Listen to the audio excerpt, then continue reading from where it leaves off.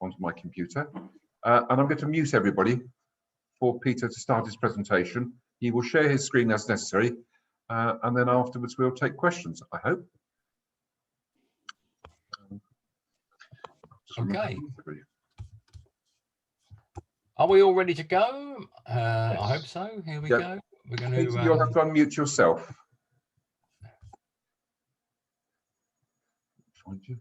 Okay, I'm ready. Can everybody hear me? Thumbs up.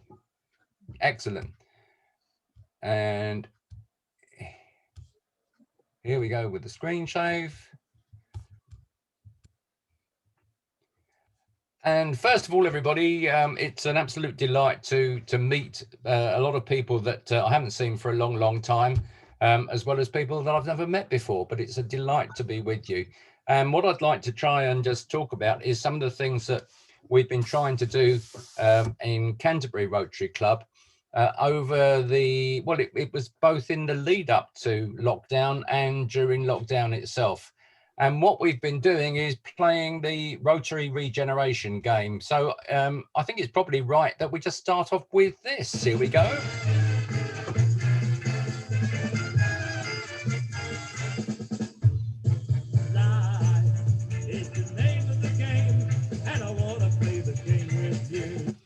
Enough of the music. We started off just trying to have a look at, well, where on earth are we going as a club? I mean, that's a question I think that most clubs ask at some time or another. And I came across something called the Rotary Blogger on the internet. And the Rotary Blogger was asking a series of questions. So what we started off with was putting these questions to Club Council. And then once we'd had a bash at them, we took these questions to the whole club as well. And this is what Rotary Blogger was saying. I don't need to endure weekly corporate chicken. I don't need to pay a subscription. I don't need to listen to a load of talk at meetings. I don't need to be bound by outdated rules and regulations. I don't need a top-heavy hierarchical structure. And I don't need to be connected to an old-fashioned and out-of-date organisation if I want to serve my community. So do I need to belong to a Rotary Club to connect with similar minds to do good in my local community? Now, those are sort of fairly hard-hitting questions. Needless to say, as we went through them, in fact, we found that there was a sort of an element of a rhetorical truth there in some of those things, that we needed to actually understand why we wanted to belong to a Rotary Club in order to be part of something that's going to serve the community. So the next question we asked was, okay, so what would the Rotary T-shirt look like for this year? This is a question we asked in February 2020. And this is what I suggested that the Rotary Club of Canterbury might have as its T-shirt. And in fact, you will see that Bob Anderson, one of our members in one of the little screens there, has actually got one of these on. Now, that's not because he's either of these individuals, but it just seemed a bit of fun. So if that was the image of some old guys who was sort of perhaps stuck in their ways, was something that was symbolic of us, we then asked the question both of Club Council, and we took this to the whole club, and we dealt with this with sort of 40, 50 people present. We asked the question, okay, so what does tomorrow's T-shirt look like? And these were the messages that came across. We needed to be absolutely clear of what our values were. Now, those values are very clearly enshrined in everything that we know about Rotary, but do we always live them? But we want to be absolutely clear what they are. We wanted to have some clear signs and symbols of the things that we do. And the things that we do are about having fun. They're also about serving that community. We wanted to emphasize in tomorrow's T-shirt this sense of being together, what we've missed out during COVID, that sense of that fellowship about being with one another. We needed to say what we need to do to help other people, and we need a very clear message on the benefits of all of the fundraising activity that we do. Too often, I think, what we'd been doing up until this point was, yes, we'd been raising funds. All too often we said it was for Rotary charities, whatever that actually meant. But we needed to be much clearer about the activities that we were doing to raise money and what that would do. And we needed to be very clear that we value diversity in its myriad of forms, whether that's gender within the club, whether it's about the ethnicity of our club, whatever it is. We needed to value diversity, and we needed to value our diversity in the club and in the service that we give outside of the club. So that was the message that was coming across about, well, what does tomorrow's T-shirt look like? When we boiled that down then, there were a number of areas that we needed to bring much greater clarity with the club. The first one, and central to everything, was what service will we deliver together? What are the initiatives that we're going to take? And I don't think that, and I speak for Canterbury here, we were all together clear all the time on the initiatives that we were taking. All too often that got bogged down in what a committee was doing without involving perhaps the whole club. So if we need that at the centre, we then need a number of things to support that. How do we organise ourselves? What does our club structure look like? What resources do we need? That's funding, fundraising, but it's also actually the resources is also about the people that work with us as well as the membership. How do we involve the whole club in fellowship? It's all too easy, isn't it, that you drop off the end somewhere with fellowship, and some people don't get involved, they perhaps get ignored, and that's where too often we lose members actually. And then how do we retain and recruit membership? It isn't just about recruitment, it's about retention, and it's about retention in commitment that people give, as well as actually keeping them in the club. And then lastly, how do we meet? And I think when we started this off, nobody would have ever thought that we would reach the stage that we're at now, where regular meetings on the end of a video screen were going to be the way that we did business, and a way that actually many of us quite enjoy doing business. So we then decided that as a club, we were going to go away and look at each of those issues and break them down and actually do something about it. So what service do we deliver together, the initiatives we take? Well, when we started to actually have a look at the things that we do, there was a lot there that we are already involved in, but we don't necessarily give enough publicity to. These are just a sort of a number of the, all clubs have a whole raft of activities, but there were some examples. We have a pentangular arrangement with a number of clubs in Europe, 5 clubs in total, where we're doing initiatives in various parts of the world, and each club takes it in turn to deliver initiative. And Canterbury has just finished doing an education project in South Sudan. There was a sense of all the work that we do with Shelter Box, various competitions with youth. We've got our anniversary coming up, our 100th anniversary, and we're trying to produce a gift for Canterbury in the sense of a water fountain in the centre of the town where you can download water into drinking mugs, and the whole raft of things that we do. And what we needed to make sure in those services that we deliver, that everybody is involved, everybody gets a chance to be involved in them, and that we give them ample publicity. We then said, well, okay, there was a recommendation that came out of that, which was in order to obtain clarity on service, fellowship, and the like, we needed a model strategic plan. Now, I know that rather sort of has the trappings of management speak, but in fact, when we boiled that down, and Stephen Thompson, our president for next year, has already put this in place, is to draw up a plan that says, what are the COVID assumptions? What are the major events we're going to be doing? How do we work with those pentangular clubs, our community service objectives? You may say, well, this takes place in every club every year, but I'm not sure it does, because if you're going to plan strategically, you need to be very clear on who's doing what, on what the outcomes are likely to be, and to make sure that that is published within the club and is delivered within the club. So the heart of what we're trying to do now is to have a much more directive approach to our strategic planning. But that isn't enough, because we need to structure ourselves. We need to organize ourselves appropriately. And if we're going to organize ourselves, what we found was, it's a bit of a cluttered slide, but essentially it shows that club council sits at the top and there's a whole raft of people in that. There are a whole raft of committees. There are a whole raft of other roles that people fulfill.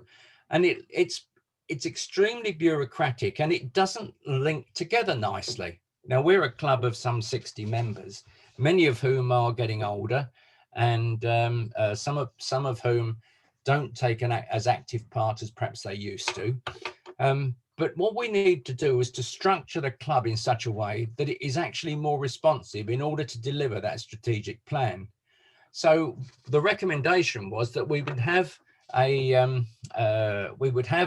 governance of the club affairs against a model where the president-elect and vice president lead particular activity areas. So club council now sits at the top. The vice president over on the left-hand side takes responsibility for all of the internal issues, things like club service, things like finance and funding. And on the right-hand side, the president-elect takes hold of the community work, vocational, international, and relationships with a fund that we have that supports young people. We call it the Millennium Fund. And that there is the ability to draw ideas up from the bottom, and not just to be top down. And that sense of having a vice president who looks after internal matters, then when he or she becomes the president-elect, looks after the external matters, and then when they become the club president, and they then take responsibility for looking after the direction of the club under that strategic plan, then what you have is people able to learn. So in the vice president's role, you learn what's happening internally, then you learn what's happening externally, so that when the person becomes the president, actual fact, they've then got a much better understanding and a much better grasp of Rotary locally, and hopefully Rotary at the district level, and at the national and even the international level. So from a structural point of view, it's making sure that the internal and the external link, and that there are a number of key parts of that I'll come on to in a moment. So the vice president is looking after resources. That's the treasurer's role and the fundraising. Membership, and this is where we're trying to do something a little bit different here, because when we talk about membership, it's not just about getting new members. It's actually much more about how you look after people. So it's about getting new members, it's about retention, it's about training, it's about development, welfare, all of those diversity issues, awards and attendance. So from the membership point of view, I mean, again, I don't want to get sort of too much into management speak, but it's like an HR approach, there's a human resource approach to it. And then also on the fellowship front, and not forgetting that we need to have the look at the compliance issues, which link back into RIBI and district and beyond. And then from the president-elect's point of view, the ensures that the service elements are being coordinated and that the membership is involved. So you've got focus on community services, relationships, I'm sorry that's misspelt, and communications. That's a vital one. We're very, very lucky, and we've got one of our newer members who is absolutely mustard at looking at social media, at looking at passing messages out to the external world and the internal world, and making the website something that is active and is used. Then linking in with vocational, international, and that Millennium Fund, which again is about helping young people. But I think the key, one of the key bits of this is it was all too easy for people doing vocational service work perhaps to be overlapping with what was being done on community services work. So that one committee was doing something that the other committee was doing, and before you knew where you were, unless you had good communication, that you could get an overlap. And that's why if you link it together under a president-elect's group, that what you're able to do is to get a much better coordination in the activities that we're doing, which will link back again to that notion of planning.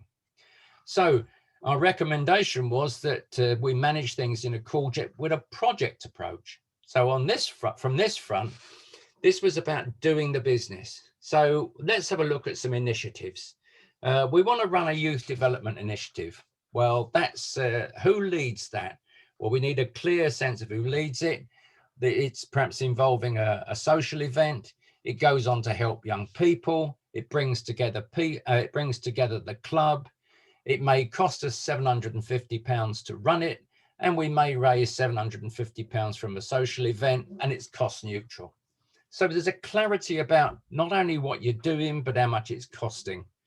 And then there were a number of other examples in that grid there. The bottom one, we have an annual duck race that raises about £7,000. Well, we want to know who's going to be organising it, a little group to organise it. It's a major fundraising event. It involves the whole community of the city. It involves all members of the club. It might cost us about £500, but it grosses about 7,500 and nets about 7,000. So if we've got a project-driven approach that links back to that strategic plan, then I think that enables the club to work a lot better. And again, what we're finding is that as we're now starting to deliver this approach that we've put together as a club, it's actually making a lot more sense. And I'm hoping that as we move out of lockdown, we're going to see the real benefits of this. And one of the big issues, of course, in any Rotary club is, well, where's the money coming from? What resources do we need? All too often, we haven't got enough money. The poor old treasurer is stuck in the middle there doing all the work. Money comes in dribs and drabs in £20 notes or in cheques. So we need to draw that together as with the treasurer and with the fundraising group to make sure that it's coordinated. So from a resources and fundraising, the recommendations were when fundraising take place, there should be a real defined purpose of that at the outset. We should explore how we can access sponsorship more widely, which is what we're trying to do. We should have that resources committee formed, not just the poor old treasurer or not just some poor old soul that is given the job of being the fundraiser. And don't forget gift aid, because certainly, most clubs, I think, go down this route, but gift aid actually produces one heck of a lot of additional resource for us. So how do we involve the whole club from a fellowship point of view? It's about purpose, a clear plan, project manage things, good communication, make sure that we have a lot of fun, and frankly, that we value each other. And I think that's a really essential part of all of this is how we value each other as club members. All too often, I think that, you can get, and I'm repeating myself, you can get some people left over on the side. So we shouldn't ignore the elephant that's been in the room for a long time. We're a club that's got older members, and the elephant in the room is, well, how on earth do we actually get new members in? Well, it's about younger members, perhaps, ideas of corporate membership. How many will there be next year? Should we have associate members or an e-club? Let's have a satellite club, some would argue. And I think the essence of success in this for us will be clarity about what we're doing. So if you've got clarity about what you're doing, you've got a project approach to deliver it so that anybody that comes along and wants to join the club can see how they fit into delivering that sense of service and see how they can be part of the fellowship. And membership is not something that somehow or another sits distinctly to one side.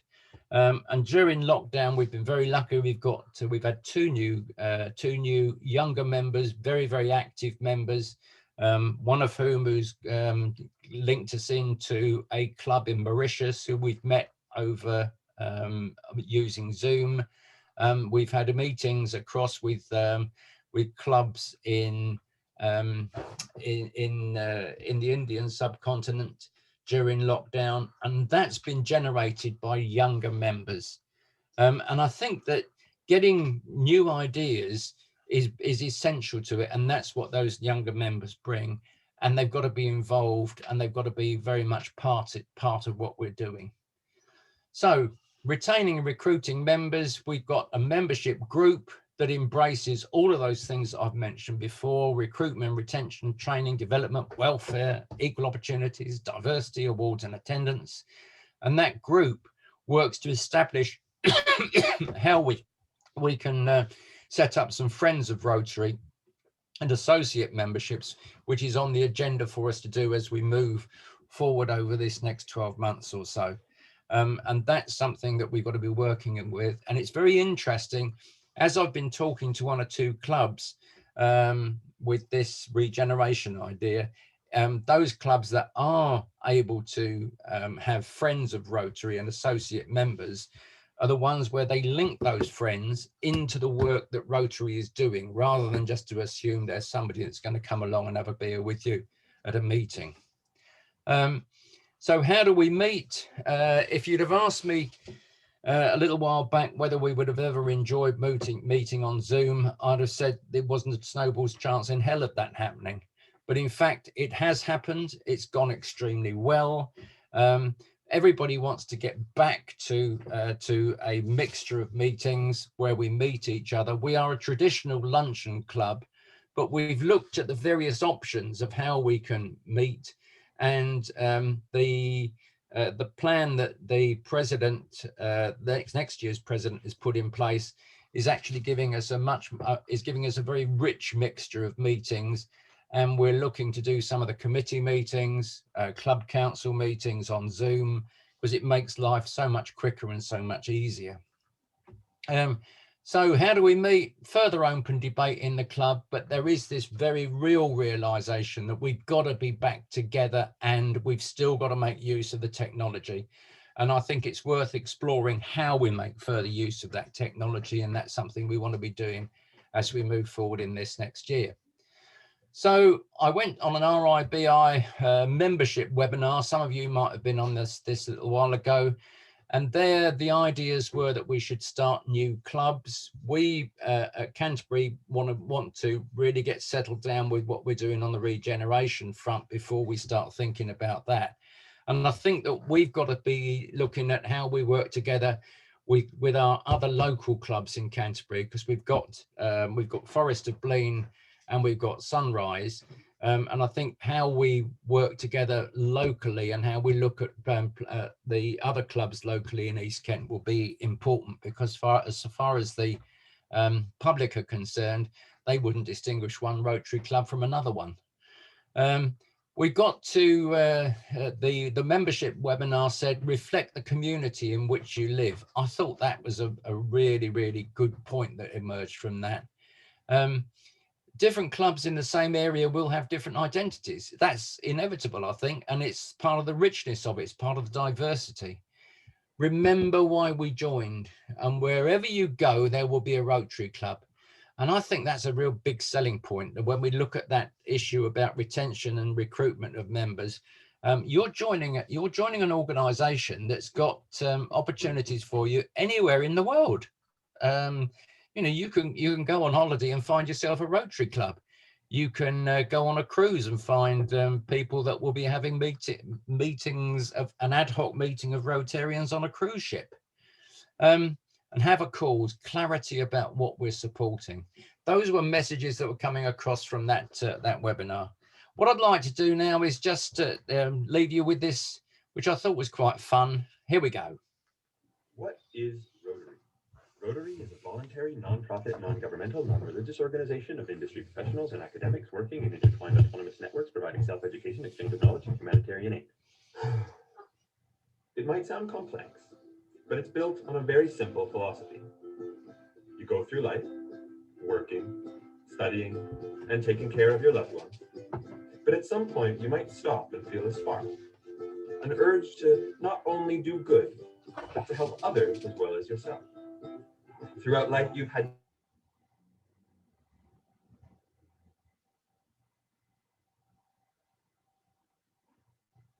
isn't it? When an idea is introduced into the Rotarian network, and we exchange thoughts, knowledge, and experience, ideas grow along with ourselves and are brought into reality. That is what Rotary is. We know that simple thoughts can become the beginning of something huge and life-changing for millions of people around the world. For us, it has led to projects like local mentorship programs, providing clean water, building schools, disease awareness campaigns, scholarships, exchange programs, wigs for cancer patients, teaching kids karate, providing medical care, blood donations, fighting illiteracy, protecting mothers and children, and emergency food supplies. And to think that our first project was a public toilet, and now we're on the brink of eradicating polio.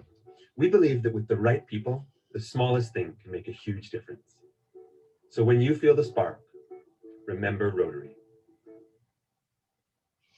So what we needed to do was, and I repeat this, we wanted to be clear on what we're doing together, what services we will take, how we organise, how we get the resources, how we involve the whole club, how do we retain and recruit all of those membership issues, how do we meet, and the one that's come across since we started this work, how do we involve other local clubs, particularly in fellowship and in the service work that we're doing.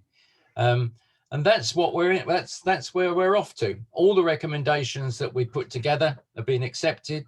We're getting on with delivering that. There's a lot of work still to be done, but that's what we're trying to do in Canterbury. If that's helpful to anybody else, brilliant. And I'm quite happy now to take questions, or rather to ask for a sort of a really contribution of your ideas. And at that point, I'll stop the share, and Brian, hand back to you. Thank you very much indeed, Peter. Most interesting.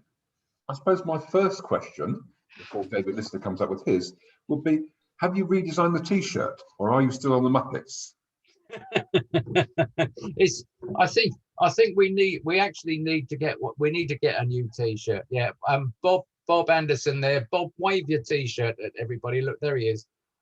There's the old one. I think the T-shirt idea is a bit of fun, and yes, we need a new T-shirt. You're quite right. Yeah, I'm just intrigued what you'll have on it, and yeah, that's just we'll pick it up and follow. David. Yeah, well, I'll tell you what. If there's anybody that's got an idea about what we should put on our T-shirt, let me know, please, and I'll get a design done. It's Maidenhead Bridge, I think, that has Rotarians at work on the back of their T-shirts. Right. But yeah. Anyway, right. David Lister. Thank you, Brian. Peter, that was fascinating. I really, really enjoyed that. I loved all of those initiatives, and a lot of those resonated with me. It is important, of course, for all organisations, for all Rotary clubs and all other organisations to actually review their structure at regular intervals. So I applaud you for that. You need to make sure that what you're doing is fit for today's purpose, because circumstances do change. My first question to you is, I mean, this was pretty fundamental, and you consulted all of your members. Did you get any resistance to this, Peter? No, I don't think we got.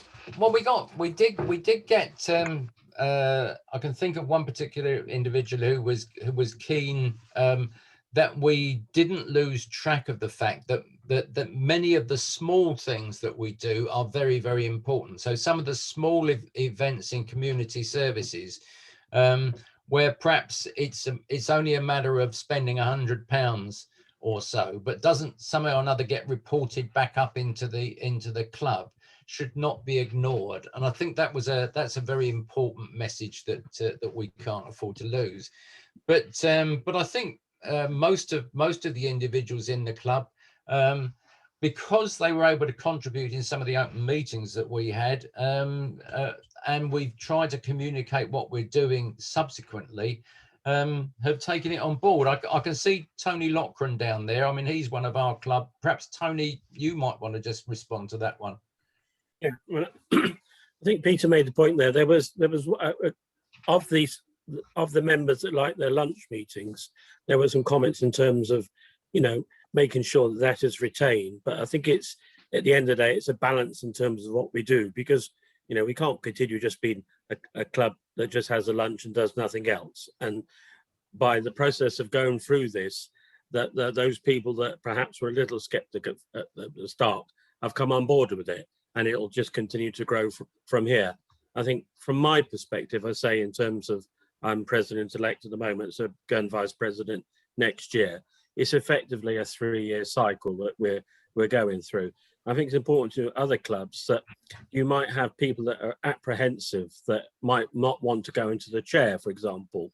So if they can see that there's a structure and a plan to it, and in particular for the president-elect, or he's 2 years away from the chair, but it also means that he's got 2 years to learn about all about the road, the inner workings of the Rotary, and that will give him a great deal of knowledge, and make sure that when he gets into the chair, he can actually run the chair in the way that perhaps he might not have thought that, or she would have thought about it previously. But then he's also got the support of others that are coming through, because they can see what has happened before them, and they will be eager to take up the places of president-elect and vice president. Can I just ask a second point to my question, Tony and Peter? I mean, you are fortunate in Canterbury. I've just looked up in the last 15 minutes, you on DNS, you have 57 active members as registered. So that is very helpful. But would you recommend this to every club, what you've done in terms of carrying out a review of your structure to make sure it is fit for purpose? And second part of that is, Peter, would you help guide other clubs if they want to do something, to feed them how they should look at this?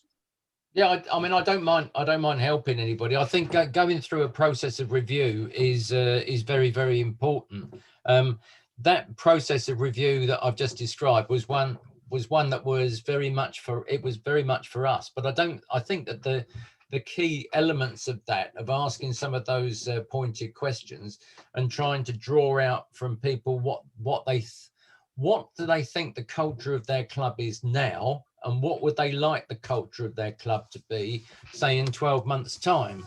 And if you're going to move from where you are now to where you want to be, what are you going to have to do? Now, for us, it was going through those elements that I've described with a clear sense of the plan, running projects, looking at the structure, looking at how we finance, looking at how you motivate people, etc. And I don't think there's anything wrong with that as a sort of a structure for review, whatever the club. But it's got to be appropriate for you, and it's got to be something that everybody signs up to. I can see Bob Anderson there. Bob, I mean, from your point of view, you're one of our members. Do you want to sort of come back on that one?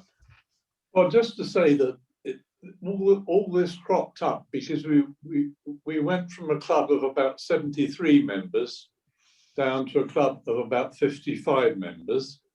Our age profile went from 65 on average up to probably not far short of 80. And it was Hobson's choice. Doing nothing wasn't an option. And I think most members would accept that. And that's why it's been relatively straightforward to get commitment. I don't think we had a choice. I think if we had done nothing over time, we would have withered and died. Yeah. Thanks, Bob. David, does that answer your question? Yeah, most certainly. I just wanted to tease out some of those things. That's very, very helpful. Thank you very much, Peter, and your club members. Pleasure. Jim Nicholson. Thank you. Peter, you mentioned that one part of your reorganisation was to help avoid a muddle between vocation and community service. As I look at community service and vocation in my own club, they do stray into each other's territory. Call it fellowship, call it what you will, but they keep choosing the same subjects. Is there some confusion within Rotary about what vocation is? I think there is. I definitely think there is, and the way I think that we've come to address that at Canterbury is that one awful lot of the events involving youth focus through vocational as opposed to community services, and that's been a distinctive difference. And I think on the vocational services angle, the vocational service has gone into quite a lot of project type work. For example, competitions for youth, involved in doing things like interviews for young people. But Alan Mepstead is present, who is our president at the moment, and Alan was keen and key in many of the vocational services things that we did. Alan, do you want to come on that one? Yeah, I was vocational chair for 5 or 6 years, and it was a good grounding for becoming president. Vocational and community didn't communicate as well as they should. There's no two ways about that, but I'm hoping the new structure, which of course is coming along, will address that entirely. I'm very proud of what vocational have done, but certainly, yeah, there was a crossover between the two. Yeah, I think the thing there here, Jim, is what we're trying to do by saying that we should run those. We should have clear definitions of projects that we're doing. By having clear definitions of projects, actually, that then can be communicated when you have business meetings, and the chairs of individual committees should be able to feed that back. And by making sure that you've got the vice president and the president-elect looking after specific areas means that actually there's an information flow that goes through those individuals, and that hopefully should help us to avoid the sort of the overlaps and the conflicts that certainly I've experienced in the past between vocational and community services. You're quite right. Thank you. My early thoughts was that would be allowed to merge vocation and community service, broaden, make clear that the single committee understood its broader agenda if that was the case, but why run with two strains? I think that's a very good point, and I think the size of a club also would dictate how you organise yourself. So if you've got a small, I'm not sure. Around about 30. Yeah, if you've got a smaller club, Jim, then maybe that's a sensible way of doing business. Thank you. Can I just interject there? Debbie Hodge, who was national president 2-3 years ago, and had previous 2 years ago, David's telling me, she had been vocational chair for our IBI, and she, during her time as president, said vocational does not need to exist. Because in the old days, we'd go and visit employers and see what the factories produce and that sort of thing. Now, her view is that every avenue of service that we involve ourselves with takes part of our vocational training with us. Everything we do, something will come out of your vocational life that impacts on that service. Be it customer service, be it but accounting experience, whatever it might be, it has an impact on our projects, on our service. So we don't necessarily need a special committee for it. It is part of the way we are, etc. So it's just a thought. And Jim, if you know, you don't have to have permission to merge a committee with another. It's, as a president-elect, it's your choice almost to say, this is what I'd like to do. I can't be dictatorial on it because the club has to agree, but you can express a view. Thank you. Right. Colin. Thanks, Brian. Peter, great presentation. What I was really interested in was your continuity program for the officers, getting the president-elect and the vice president involved in the various aspects of the leadership of the club. I think that's a great idea. And I do like the way that you've started the question of you know, to do good with the community, do we need to be a member of Rotary? I think that's a very important question that all clubs should ask themselves. The question I was just going to ask is, I might have understood this wrongly, but if you still have committees and groups, but do you allocate members to individual groups or committees, or are they free to do whatever they want within the new structure? In other words, if they like a particular project, do they put themselves forward for those projects? How do you work that side out for all your members? Well, I think that's largely a matter of discussion between the members and the incoming president. So that if people want to move from one to another, then they can. And I think in many respects, it's actually quite healthy to do that. There is a danger that people get sort of stuck into a bit of a rut if they belong to one committee for a long time. I mean, certainly, I mean, I don't know what other people in this Zoom meeting have experienced in their own Rotary careers, but I've thoroughly enjoyed moving from one thing to another. You know, I've thoroughly enjoyed being involved, for example, in trying to run our top choir Kent competitions that we've done in the past, but equally, I've thoroughly enjoyed being a member of community services at some stage or another. And I think having that, being able to have a broad brush approach of what's going on within the club, and being able to be involved in a whole raft of things within the club is hugely important. Yeah, I'd agree totally. Yeah. On that point, Colin, there has been quite a lot of change for the coming year. A lot of people have moved various under the new structure into new committees, and that's been, you know, by speaking to the president, the vice president direct. So that has naturally happened, and that's good to see. Mm. Yeah, we've got there's Maxine, who's from our club, who hasn't. He's one of our. I'm going to say one of our younger members. And newer, yes, yeah, newer and younger, yes, yes. Keep going. Yeah. Yeah. I see you've got a drink there, Maxine. I might want to share one of those a bit later. Yeah, absolutely. I mean, do you want to say anything about that sense of understanding what's going on within the whole club? Yeah, I mean, I've only been in Rotary. Well, it was 2 years in February since I was inducted, and my take on.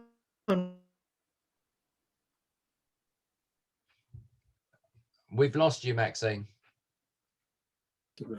In the Wales Australian minutes, unfortunately. Yeah,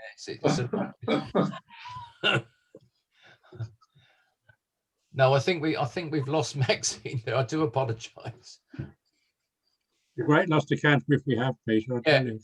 Alan, do you want to sort of say anything on that sense of rotating people around in committees? In our club, I think people tend to stay on the same committee. I know when I was chair of vocational, there were 6 or 7 people who were there from the very start to the very finish.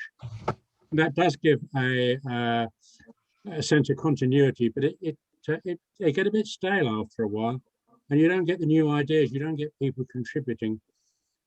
We do have a business meeting every month where people do have the opportunity to find out what's happening throughout the club. And we've got an exceptionally good newsletter that Julie produces. But yeah, I think it's far better if people don't stay on a committee for more than maybe, say, 2-3 years. Yeah. Right. I don't know what it's done. Right. Am I back? Yeah, you're back, Maxine. Yes, excellent. Okay, very sorry, I'm not sure. Try and get the video back. I think that my experience in voluntary is primarily with the Girl Guarding Association, and everything that you do is very clear, very focused.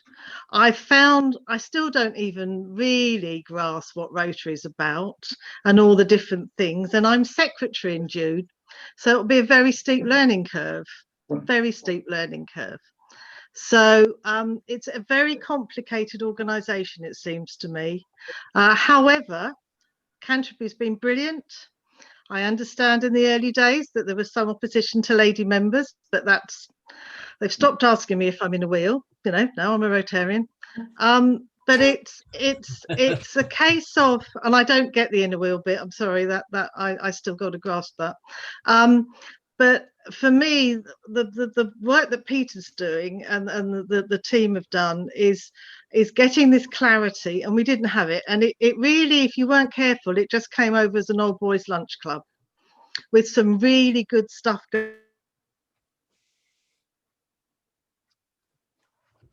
Right, I think Maxine, can you turn your video off? I think that will give you the bandwidth you need to be able to speak. Going. Hear me?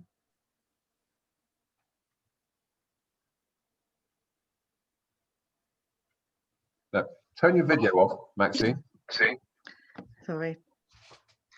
Am I back? It keeps going. You're back, Maxine. Oh, sorry. Both of my daughters are back from university, and there's no broadband width at all. But it's clarity, it's understanding it. Rotary is bizarre, I have to say, and its intricacies, quite bizarre. Yeah, and I think that's what we've been trying to do with all of this is to bring that clarity and to make sure that clarity exists amongst the whole membership, so you can all feel part of it. Yes. There's another interesting point that Maxine makes there, which is the sort of the experience of other organizations that are service-based organizations. We can learn, I think, a lot from the things that other people do, and that's always worth listening to. Thank you, Peter. Right, back to you, Brian. Sorry. Any other questions? Kevin, unmute yourself, sir, please. Kevin Fieldy. Thank you. Yes, thank you, Brian. Well done, Peter. That was, I think, the fourth time I've heard your presentation, and it's still just as interesting as the first time I heard it at Canterbury. Actually, David asked the two questions I had earlier on, but one of the, I think it's more of a perhaps just to elucidate a bit further. Obviously, in terms of UK clubs, I guess Canterbury is considered a large club. How do you feel that what you've done in terms of regeneration can be applied to a much smaller club? Because obviously there's less personnel to take on certain positions. I know the answer to that, but I thought I'd ask you the question still. Yeah, I think you can state. I think you can take the same questions and you can address the same questions to any Rotary club. And it's how you then answer those questions and what you do with the answers that's then important, and how it's then the issue about actions then speak louder than words, because very easy to go through this and come up with a lot of rhetoric, but I think the thing that's happening in Canterbury at the moment is that the next year's president has done a lot of work to sort of set the scene about where we're going, and we're taking those recommendations and now turning those recommendations into action. So it doesn't matter what size the club, you ask the same questions, and what you do with the answers is then down to you. Maybe I'll ask a further question actually on this, is how is the process of change going within the club? That's a very good question. I think the fact that we are still delivering service initiatives during lockdown, and that those service initiatives are actually quite complex. So, for example, at today's business meeting, we were talking about an innovation competition that we're running for youngsters at schools, where we've got a huge number of entries coming in, and we're finding ways of running that competition without having to go into schools. There was another one that came through about what we're doing with our Millennium Fund, which is about helping youngsters, and normally that Millennium Fund pays for youngsters to go overseas, and we're finding other ways of doing it. So I think there's a keen interest in actually delivering the service initiatives that we can. And then when you have a look at some of the fellowship things that we've been doing, we've had great fun. We've had an online pantomime. We've had the usual quizzes and things, and some of the fellowship things that we've managed to generate have been terrific. And another example would be we work with a local youth club, the Prince of Wales Youth Club, and we've been able to fund them in delivering part food parcels to kids during holidays. So the actual service initiative's been going well during lockdown. The fellowship is still there, and just frankly to have maintained that, I think is in part due to the fact that we've got more clarity about the things that we're doing, which is a spin-off of this sense of everybody being involved. Bob Anson. Coincidentally, while we've been on air, our President-elect, Stephen Thompson, has emailed every member with a full programme of every single meeting and every single event for next year, who's doing it, when it will be, and on what date. And the emphasis that I picked up from it is that there is going to be more fun and fellowship necessarily than fundraising. Okay. Any other questions?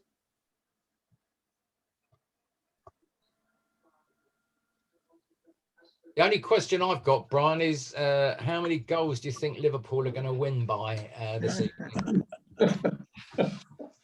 I am not a football supporter in any shape or form. It's a waste of a good rugby pitch. So I'm sorry. David Lister. You're muted, David. Yes, I was finding the unmute button, Brian. Peter, there are two things that you mentioned I'd just like to emphasise. You did talk about collaboration with other clubs. Yep. I personally believe wholeheartedly in collaboration, so thank you for raising that. The other one was clarity for fundraising. And often we just do go out there, don't we? And we say Rotary charities. I think if we can demonstrate to the public the particular project or the particular charity for which we're raising funds and the good that it will do, I think that's going to resonate more. So thank you for emphasising those two aspects, Peter. I've thoroughly enjoyed this evening. Well done. Thank you, David. Can I just follow on from that, David? The only Rotary charity is Foundation. There are lots of charities that Rotary supports, but they're not Rotary charities. Sorry, process has been picked up on that by another club. That's why I passed that word of advice on. Another day, Brian. Yeah. Okay. Are there any other questions? If not, I will close the meeting. But thank you, Peter, for an excellent presentation. You got what? Peter from Dover is there, Brian? Sorry, it's not on my screen. I'm sorry. Flick over. Peter. Thank you, Brian. Peter, I'd like to endorse what others have said. It's been an absolutely fantastic presentation this evening and has really got the little grey cell working. I think it's a great tribute also to Canterbury Club, because Bob has told us the age profile, and for the club to be so innovative with that sort of age profile speaks a lot for the mentality within your club. But one of the things that struck me, you said somewhere through your address that the club should reflect the community in which we live. Canterbury lives within a community with a huge student constituency and a huge academic constituency. And I was just wondering, firstly, whether your club currently reflects that fact, and secondly, how do you encourage a continuity of membership from younger people to join your club with its age profile, or are you looking for effectively a satellite option? If you historically, if you look at the club, there have been a good few people that have been involved in the academic world. I think I've seen a couple of our own members. Harry Cragg is here somewhere. I think came from that academic background. Whilst I'm not an academic, I was pro chancellor at Canterbury Christchurch for a while, and we do have people that have been involved in academia. I think you've actually touched on a very good point, because I think we could and should try and embrace those communities more. What we do, however, is that we do have some very close links back to Canterbury Christchurch. Maxine was heavily involved in Christchurch. We've done a number of events with their music department, and hence have been involved with them. I think it would be lovely to be able to see the resurrection of Rotaract clubs. I know Sunrise have been involved in that at some time. I'm not sure how that's going at the moment, but I think that's an area where we could do better. So far as getting younger members are concerned, we've actually managed to get during this last few months to get a couple of younger members, and I think that's to do with once you've got one who can spread the word of the things that we're doing, that will attract others. So it's a bit like, if you can get your mates along, then that's absolutely brilliant. And I think that's something that we've still got to work on that. I don't think we've got the perfect answer of it at all. But when that came through on that Rotary webinar, that sense of reflecting the community in which you live, because if you can reflect the community in which you live, you can better understand what those community needs are from a service perspective. Yeah, you're quite right, Peter, and I guess the truthful answer is it's work in hand. Thank you. Bob Anderson. I was just going to say, the good thing about being in the departure lounge of life is we don't have many friends we can invite to be Rotarians.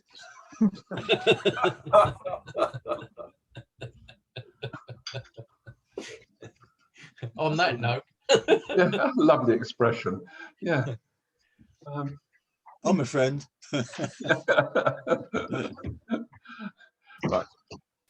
There have been no further questions, and I'm flicking between screens. There are no further questions, Peter. Thank you very much indeed for an excellent presentation. I've had various comments during the meeting asking for the copy of the presentation to be sent to clubs. Sorry, Christine Atkinson, go on. Christine, do you want to ask something or interrupt me? Sorry, mistake. I was just going to do the applause. Sorry. I thought it was very good. Excellent. You need two hands for that, Christine, not just one. No, there is a little app on your iPad. Okay, enough of the hecklers. Thank you very much indeed. And if anybody else requires a copy of the presentation, I will email it tomorrow to you. I'll send it on for you, Brian. Okay, lovely. Thank you very much indeed. But applause from everybody concerned. Thank you very much indeed, sir. And I close with a final toast. If you've got the glass, Rotary the world over. Excellent. Rotary the world over. Cheers. Rotary the world over. World over. Yeah, well done, Peter.